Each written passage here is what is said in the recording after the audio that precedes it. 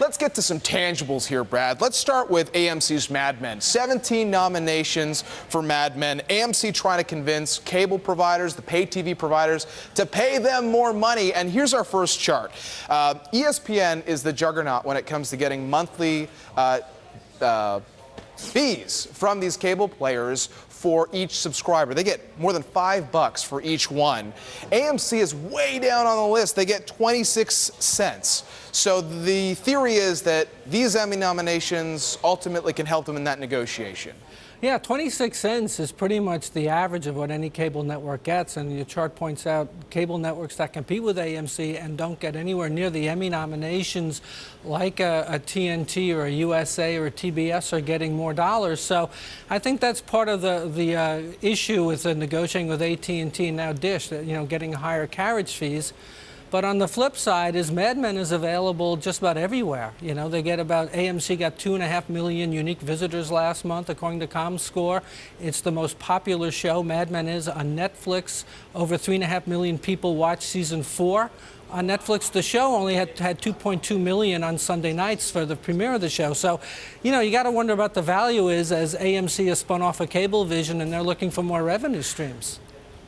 And so the potential buyers might say, this show's already everywhere. You guys are giving it away. We don't want to pay you more money. That's one of them. Let's go to the next one. The Big Bang Theory. We just heard from the guy who runs Warner Brothers TV unit. Our producer, Wendy Brundage, jokes that with the Big Bang Theory, you see this show everywhere. You go home, it's on like 6 channels, but it is a show that airs on CBS. But in syndication, here's what we can show you. They get $1.5 million per episode from TBS, and they get $500,000 an episode from Fox. So every time you see this show at night, it's kind of like the ka-ching, basically. Oh, absolutely. And the thing is, the show is a monster. I mean, it aired over 500 times in the broadcast season on TBS, to your point. It averaged 2.5 million viewers each one of those 500 times it aired. And TBS's primetime ratings have increased 50% because of it. So they're happy. They're able to charge advertisers more money. And obviously their parent company, Warner Brothers TV, is happy too, because they're getting $2 million an episode.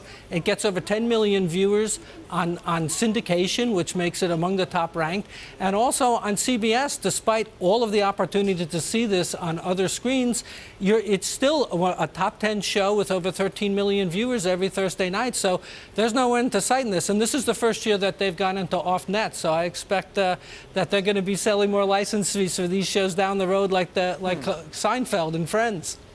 There you go. All right, final one we want to show you is the change between Showtime and HBO over the last few years. Homeland got a bunch of Emmy nominations today. This is a Showtime program. You add the critical acclaim for that program with Dexter and Nurse Jackie, and we have seen Showtime narrow the gap in subscribers with HBO over the last few years. 2007, they had under 19 million subscribers. Today, they've got more than 25, and things haven't really changed with HBO. No, it's happening. It's a seminal point. July 2007 was the month after The Sopranos ended, and obviously no stranger to Emmy Awards, probably the greatest pay cable channel show out there. And since that time, Showtime has actually increased their sub base 36%, up to 25 million, where HBO is relatively flat at best. So you're seeing Showtime make a real concerted effort to put on the type of original and quality content that gets Emmy consideration. That always been HBO's strength through the years, and the results are greater subscriber counts.